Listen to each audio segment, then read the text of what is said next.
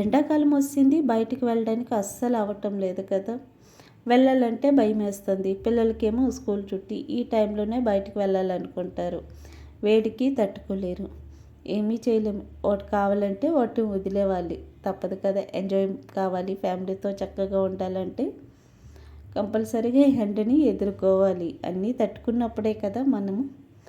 డ్యూటీకి ప్రతిరోజు వెళ్ళి వచ్చిన వాళ్ళ పరిస్థితి ఎలా ఉంటుందో ఆలోచించండి. రోడ్లు, బిల్డింగ్లు, లారీలు తప్పించి ఇంకేం కనిపించటం లేదని మీరు అనుకోవచ్చు.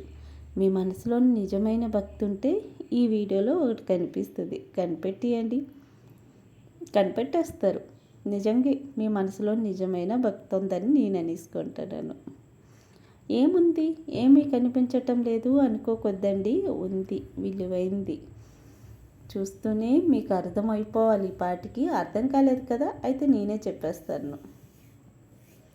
నాతో పాటు వెళ్తుంది ఏడుకొండలవాడు కొండ. చూస్తున్నారు కదా, ఆ కొండని బాగా గమనించండి. ఏడుకొండల కిరీటం, ముక్కు ఎంత చక్కగా కనిపిస్తున్నారు శ్రీవారు. చూస్తూనే కాసేపు అనిపించింది ఎవరూ చెక్కినట్టుగా అనిపించింది, కానీ ఎవరూ చెక్కలేదంట ఈ కొండ. అది ఇప్పటి నుంచో అలానే ఉంది. భలే ఉంది కదా. ఏడుకొండలవాడు మనకి రోడ్డు మీదే దర్శనం అయిపోయింది చక్కగా.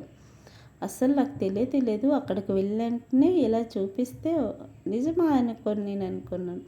కాసేపు బాగా గమనించాను. చెప్తున్నా అర్థం అవ్వలేదు, చూస్తున్నాక అర్థం అవ్వలేదు. సడన్గా ఏడుకొండలవాడు చక్కగా దర్శించుకున్నాను. నా మనసులోనే కూడా చిన్న భక్తి ఉంది అనుకొని. నచ్చితే చిన్నగా లైక్ చేయండి, ప్లీజ్ సబ్స్క్రైబ్ చేసుకోరు. Thank you for watching.